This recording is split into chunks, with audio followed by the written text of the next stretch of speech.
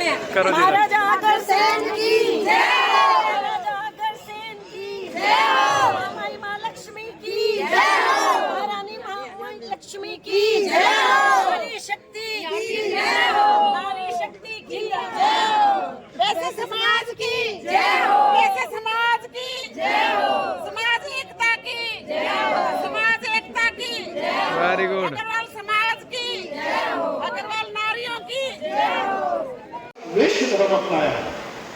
आज फिर समय बदला है, आज हमें वैश्य धर्म के साथ साथ फिर राज धर्म अपनाना है। ये बात अपने बच्चों के अंदर बिल्कुल डाल दो कि तुम राजा हो, राजा की औलाद हो और अब हमें राजा बनना। अपने बच्चों को कैडर कैंप में भेजो, हम निरंतर कैडर कैंप लगाते हैं, उनमें भेजो। मैं ज्यादा बातें ना करके, क्योंकि वक्ता बहुत है, मेरे सीनियर हैं, मैं फिर से उसका जो उद्देश्य लेकर के हम चले थे वो आज यहाँ पर उद्देश्य पूरा होता हुआ दिखाई दे रहा है। साथियों, इस रैली से पहले भाई उमेश अग्रवाल जी से निरंतर चर्चा होती रहती थी समाज के बारे में कि समाज कहीं न कहीं पिछड़ता जा रहा है। तो उस बात को लेकर के मैं एक बात आपके बीच में रखना चाहता हूं। साथियों, मेरी बहनें, यहाँ पे ज्यादा देर का कार्य नहीं है, बस ज्यादा से ज्यादा 10 या 15 मिनट और बात करेंगे, फिर उसके बाद भोजन करेंगे और घर की तरफ चलेंगे। मैं आपको साथियों एक बात कहना चाहता हूं कि एक नारा दिया था, वैश्य समाज को जगाना है और राजनीति के अंदर लाना है। क्या कारण है आज राजनीति के अंदर? क्योंकि वैश्य समाज व्यापार के लिए जाना जाता है। आज क्या कारण है कि हम राजनीति में आए? उसका सीधा सीधी बात मैं आपको बताना चाहता हूं कि जिसका कोई दल नहीं होता उसका कोई बल नहीं होता, जिसका कोई दल नहीं होता उसमें कोई बल नहीं होता। साथियों, जिसका कोई बल नहीं होता उसकी समस्या का कोई हल नहीं होता। तो आज बहुत ज्यादा जरूरी, बहुत ज्यादा आज एक जरूरत समाज को है कि आज हम इकट्ठा होकर के जो है राजनीति के अंदर अपनी पहचान बनाए। मैं इस माध्यम से मैं इसी कड़ी में एक बात कहना चाहता हूं। आज सभी साथी जो सभी हमारे भाई है उस बात को जानते हैं, लेकिन कहीं ना कहीं उस बात तक हम पहुंचते नहीं है कि सरकार का किस प्रकार से इंटरफेयर, राजनीति के माध्यम से सरकार किस तरह से इंटरफेयर करती है। आज कोई भी नियम और कोई भी नीति सरकार बनाती है। साथियों, अगर हरियाणा प्रदेश के लिए कोई भी नीति बनेगी तो विधानसभा से बनेगी। यदि भारत के लिए अगर कोई नीति बनेगी तो वो लोकसभा से बनेगी। जब कोई भी नीति बनेगी और विधानसभा और लोकसभा में आपका भाई, आपका साथी नहीं बैठा होगा तो वो नीति फिर किसके लिए बनेगी? तो ये बात आपको विचार करना होगा। इस रैली का जो उद्देश्य है कि आज जो ये नियम और नीति हमारे पक्ष में भी बने, तो उसके लिए हमें अपने भाइयों को जगा करके, उनको समझा करके विधानसभा और लोकसभा के अंदर बिठाना होगा। साथियों, आज मैं आपको फिर एक बात और ध्यान दिलाना चाहता हूं। इसी कड़ी के अंदर आज हमारे बच्चे पूरे भारत के अंदर यूपीएससी की कोई भी परीक्षा है, जिसको आईएएस, आईपीएस, आईआरएस अगर हम बोलते हैं, पूरे भारत के अंदर टॉप 10 में हमारे बच्चे आते हैं। आप इस बात को अच्छी तरह समझते हो। आज पूरे भारत के अंदर अगर एमबीबीएस की, अगर डॉक्टर की बात करते हैं तो पूरे भारत के अंदर हमारे बच्चे टॉप आते हैं। अगर आईआईटी की अगर हम बात करें, पूरे भारत के अंदर आज हमारे बच्चे टॉप आते हैं। तो क्या कारण है? हमारे बच्चे क्लर्क में फेल हो जाते हैं, हमारे बच्चे एचपीएस में फेल हो जाते हैं, हमारे बच्चे एचसीएस में फेल हो जाते हैं। वो फेल नहीं होते साथियों, जब वहां नियम और नीति बनती है तो हमारा साथी वहां पे नहीं बैठता, इसलिए हमें पीछे धकेल दिया जाता है। इस बात पे हमें विचार करना होगा और सारे समाज को जगा करके ये बात निर्णय लेना होगा कि आज हम अब अपना जो हमारा हिस्सा है उसको अब हम छोड़ने वाले नहीं। आज क्या समाज की अगर कोई बात आए, धर्म कर्म की अगर कोई बात आए तो समाज सबसे अग्रणी होता है या नहीं होता है साथियों? तो फिर ये जब हिस्से की बात आए तो सबसे पीछे क्यों? आज ममता बनर्जी ने एक बात बोली थी, अब ये ना चलवे, अब तो खेला होए बे, अब ये ना चलवे, अब तो खेला होए बे। अब मैं सभी पार्टियों को बता देना चाहता हूं कि जींद के अंदर खेला होए बे, जींद के अंदर खेला होए बे। आज जींद की धरती से आज ये हुंकार भरी जाएगी कि आज अग्रवाल वैश्य समाज जाग चुका है और अपना राजनीतिक दिशा छोड़ने वाला नहीं। ये आपकी जो हाजिरी है ये बताती है कि जींद के अंदर जो 1 अक्टूबर को रैली होगी वो इतनी भारी संख्या के अंदर, इतनी भारी संख्या के अंदर होगी कि पूरा सिस्टम बदल के रख देंगे। और ये हमारे जो सरकार है, अन्य पार्टी है, इनकी नींद हराम कर देगी ये रैली। ये आपके घर आएंगे, ए मेरे वैश्य समाज के भाई, ये टिकट आपके लिए है। जो ये लोग कहते हैं ना, अरे मेरे भाई आपका तो काम दुकानदारी है, आप दुकान करो, राजनीति तो बहुत गंदी चीज है। अरे भाई आपने ये गंदा काम बहुत कर लिया, अब हमें भी कर लेना, अब ये गंदा काम हमें कर देना। क्यों करते हो गंदा काम? ये गंदा कार्य अब हम करेंगे, हम। क्योंकि जब वैश्य कोई बात ठान लेता है तो फिर तो बस फिर होता है। तो मैं ज्यादा बात ना करके, क्योंकि वक्ता और भी हैं, मैं इस मंच के माध्यम से एक प्रार्थना आपसे करने आया हूं कि अब वैश्य समाज का आपका यहाँ मित्तर जी जो वेस्ट महासंघ के प्रदेश महामंत्री है अशोक मित्तर जी, आप भी आइए और आप भी महाराजा अग्रसेन की, थोड़ा सा जोर लगाओ, बोलिए महाराजा अग्रसेन की। बहुत अच्छे साथियों, आज आपके बीच में चर्चा करने के लिए पहुंचे, रैली शटल का जायजा लेने के लिए पहुंचे, प्रेस कॉन्फ्रेंस में अपनी बात रखने के लिए पहुंचे, बहुत ही सम्मानित अखिल भारतीय वैश्य महासम्मेलन के राष्ट्रीय महामंत्री, पूर्व में गुरुग्राम में से विधायक, जिन्होंने पूरे हरियाणा के अंदर एक रिकॉर्ड बनाया। आज तक पूरे हरियाणा में सबसे ज्यादा वोटों से विजय हासिल की भाई उमेश अग्रवाल जी, उनके साथ बैठे बहुत ही सम्मानित जो 2 बार हरियाणा सरकार में चेयरमैन रहे भाई बजरंग दास गर्ग जी, साथ में सम्मानित मंच और मेरी बहनें और मेरे भाई जो यहाँ पे इस मीटिंग में पहुंचे हैं, मैं सभी साथियों का जय महाराजा अग्रसेन से स्वागत करता हूं। साथियों,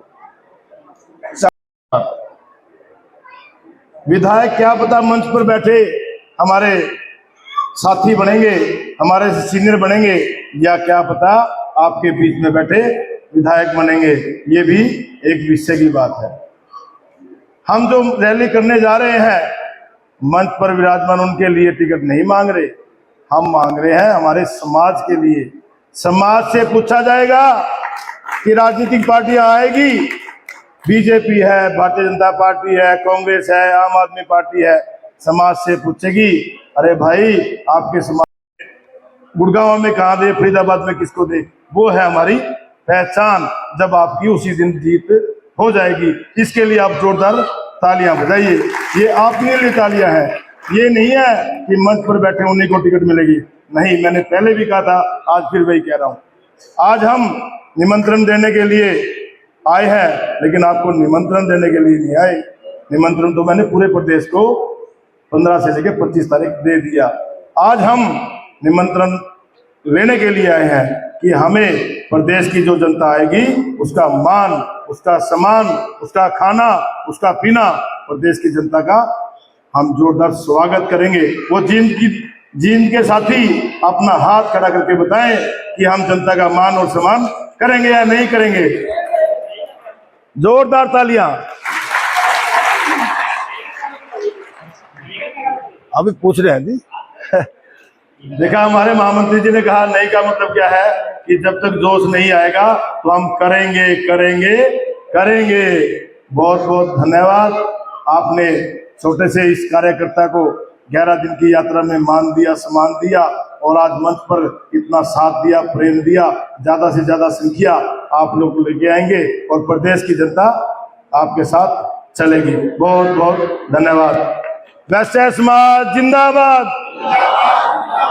अरे पार्टियों के नारे लगाए, आपने नहीं लगाए, जोर से लगाओ। वैश्य समाज जिंदाबाद, वैश्य समाज जिंदाबाद, वैश्य समाज जिंदाबाद। धन्यवाद। तालियां तो अगले शेर पर बजाना।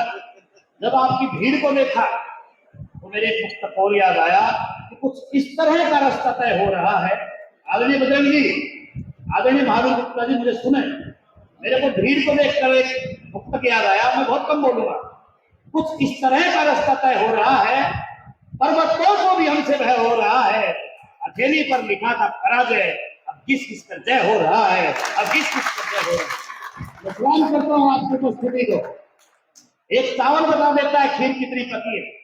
जब 750 आदमी होटल में उपस्थित है तो दिन की 25,000 की रैली तो आपने ही कर दी। हरियाणा के लोग तो 500 बसें, अब तो व्यवस्था करनी। 750 आदमी आयोजन समिति में हो। 30 साल से मैं उमेश के साथ मैं समाज का कार्य करता हूँ। बजरंगदास गर्ग जी बैठे हैं। इतनी उपस्थिति में संगठनों ने राष्ट्रीय सम्मेलन किए हैं और आपने चीन की मीटिंग कर दी। ये बहुत बधाई की बात है। मेरा एक निवेदन, आप अर्जुन स्टेडियम में 700-800 जितने भी आदमी हैं, एक बार आप उस पंडाल को देख कर आए। हरियाणा में पहली बार ऐसा पंडाल जो 150 फुट चौड़ा और 500 मीटर लंबा है, जिसमें बीच में कोई पिलर नहीं है, एक भी पिलर नहीं है। ये पहली बात है। 7 एजेंसी हरियाणा की लगकर उसको तैयार कर रही है। रोहतक, हिसार, जींद, भिवानी और रेवाड़ी की एजेंसी उस टेंट को लगाएंगी। तो हमारा एक भी बच्चा छूटना नहीं चाहिए। ये महोत्सव रहेगा। उत्तर प्रदेश के सहारनपुर से स्वागत के द्वार लगेंगे। एक एक आप वहां चीजें देखेंगे। उत्सव महोत्सव में बदलेगा। मैं केवल इतना कहना चाहूंगा कि तुम इशारों पे आने का वादा करो, फिर बहारों को लाने का वादा करो। स्टेडियम में जब चले वैश्यों की ये हवा, तुम सितारों से छाने का वादा, तुम सितारों से छाने का वादा। बहुत धन्यवाद। प्रेरणा देते रहते हैं मेरे छोटे भाई, जिनके शेर आपने सुने और कई बार इनके शेर चुरा करके मैं भी बीच बीच में उनका प्रयोग करता हूँ। ऐसे भाई दुर्गादेव गोयल जी, अशोक मित्तल जी, बड़े भाई आलू गुप्ता जी, आलू कपूर जी, सम्मानित मंच और यहाँ पर उपस्थित मेरे सभी बुजुर्गों, मातृशक्ति और नौजवान साथी बंधुओं, आपने मंच का स्वागत किया। इतनी बड़ी संख्या में आप यहाँ पर आए। मंच की ओर से आप सबकी उपस्थिति को मैं भी स्वागत करता हूँ, नमन करता हूँ, वंदन करता हूँ। बड़े भाई भावी गुप्ता जी जब बोल रहे थे तो उन्होंने आपको आग्रह किया कि आप इस रैली के आयोजक हैं। आयोजक होने के नाते जब इतनी बड़ी संख्या में आप आयोजक यहाँ पर उपस्थित हैं तो मुझे पूरा विश्वास है कि आपने सारी तैयारियां पूरी कर ली। आपने आयोजन को सफल बनाने के लिए जो समितियां बना ली है, चाहे भोजन की समिति है, चाहे परिवहन व्यवस्था है, चाहे पार्किंग की व्यवस्था है, चाहे मंच की साज सज्जा है, चाहे पंडाल की व्यवस्था है, चाहे सुरक्षा व्यवस्था है, ये सारी समितियां आपने बना ली होगी, ऐसा मेरा विश्वास है। लेकिन इन समितियों के साथ साथ आज आपकी उपस्थिति को देख करके मुझे ये भी विश्वास हो रहा है कि केवल जींद जिले से कम 5 से 7 हजार लोग उस रैली के अंदर उपस्थित होने वाले हैं। मान्यवर, आप 5-7 हजार है ना, बाकी काम हम करेंगे। मेरा आपसे एक आग्रह है, केवल एक बात का आप ध्यान रखना, आप संख्या चाहे कितनी भी लेकर के आना, लेकिन एक बात का ध्यान रखना कि पूरे 5 घंटे के लिए आपको वहां कार्यक्रम के लिए आना। ये मत करना कि लोग आए, थोड़ी देर रुके और फिर बीच में चले गए, उससे बड़ी बदनामी है। जब कार्यक्रम 3 बजे प्रारंभ होगा, आप लोग 3 बजे आ जाएंगे, आप लोग 3 बजे आ जाएंगे, 4 बजे 5 बजे पंडाल पूरा भर जाएगा, वहां बैठने की जगह नहीं होगी। आप लोग थोड़ी देर रुक के अपने साथियों को हेलो हाय करके, नमस्ते करके और फिर आप वहां से निकल जाएंगे। और जब अंतिम वक्ता बोल रहे होंगे, मुख्य अतिथि हमारे बोल रहे होंगे, उस वक्त पंडाल खाली होगा, कुर्सियों पर भीड़ कम होगी, कुर्सियां खाली होगी। तो ये मीडिया के बंधु जो सुबह से आज मेरे साथ हैं, इनका मैं धन्यवाद भी करता हूँ कि उन्होंने बहुत समय दिया। फिर बाद में दिखाएंगे कि वैश्य समाज के कार्यक्रम में कुर्सियां खाली। तो इस तरह का काम आप कृपया ना करना। जितने भी साथी आपके साथ आए, उनको हाथ जोड़ के निवेदन करना कि जब हमारा मुख्य वक्ता अंतिम वक्ता के तौर पर जब बोले और हमारे जिलाध्यक्ष या आयोजक धन्यवाद करें, उस समय तक उनको पंडाल में रहना है, वहां पर कार्यक्रम को अटेंड। ये मेरा आपसे आग्रह है कि आयोजक के नाते आप इतनी कृपा जरूर करें। एक दूसरा विषय, मैं जगह जगह रैली के लिए गया, जगह जगह प्रेस कॉन्फ्रेंस भी की, जगह जगह साथियों ने एक बात को पूछा कि ये वैश्य संकल्प रैली क्यों, और राजनीति के अंदर हमारा ऐसा कौन सा अधिकार खो गया जिसको हमें प्राप्त करें। अभी अशोक मित्तल जी बोल रहे थे, मुनीश जी बोल रहे थे कि हमारे पहले 18 विधायक हरियाणा में होते थे और आज हमारे मात्र 8 विधायक हैं। और 2 योजना पहले की बात करें, जब माननीय मांगेराम गुप्ता जी परिवहन मंत्री थे, हुड्डा जी की सरकार थी, तब हमारे मात्र 4 विधायक थे। उससे पहले भी 4 विधायक थे, उससे पहले भी 4 विधायक थे। पिछली 2 योजनाओं को छोड़ दें तो 4-5 योजनाओं में हरियाणा में हमारे मात्र 4 विधायक। और हरियाणा विधानसभा की अगर हम बात को छोड़ दें, केंद्र सरकार की अगर हम बात करें, तो बंधुओं आपको जानकर के आश्चर्य होगा कि आज पूरे देश के अंदर अग्रवाल समाज के मात्र 2 सांसद लोकसभा के हैं, केवल 2 सांसद। एक ऐसा समाज जो सारे राजनीतिक दलों को चलाता है, हमारी बहुत सी सरकारें बनती हैं, हमारा सबसे ज्यादा योगदान इन पार्टियों को चलाने का होता है।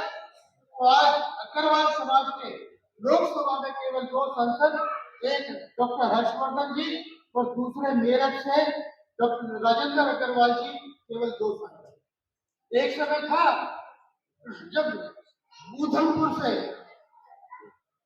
चमनलाल गुप्ता जी हमारे केंद्र सरकार में मंत्री होते थे, वाजपेयी जी की सरकार में कैबिनेट मंत्री होते थे। एक समय था जब चंडीगढ़ से पवन बंसल या सत्यपाल जैन वही संसद चुने जाते थे।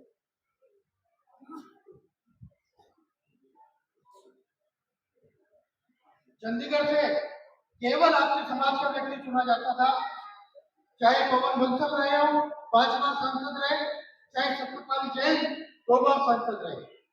लेकिन आज चंडीगढ़ की सीट हमारे हाथ में नहीं है। अगर हम हरियाणा की बात करें तो नवीन जिंदल, ओम प्रकाश जिंदल, उससे पहले साबरमल गुप्ता, उससे पहले एमएल अग्रवाल, अनेक हमारे सांसद रहे, लेकिन आज हरियाणा में हमारा एक भी सांसद नहीं।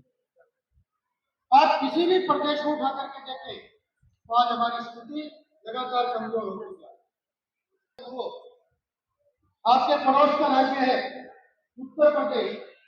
उत्तर प्रदेश के अंदर 2 मंत्री है, राज्य मंत्री, कैबिनेट मंत्री नहीं है, केवल 2 मंत्री है। दोस्तों, एक कड़वी सी बात मैं आपको जरूर कहना चाहूंगा कि ये राजनीतिक गिरावट, जो राजनीतिक शक्ति हमारी कमजोर हुई है, वो कब से होनी शुरू हुई है। पहले हमारे कितने मुख्यमंत्री प्रदेशों में होते थे। हरियाणा में तो ये बनारसी दास गुप्ता हमारे मुख्यमंत्री थे। राजस्थान के अंदर मोहनलाल सुखाड़िया। धर्मवीर, लोगों को पता तो लगना चाहिए असल बात क्या है।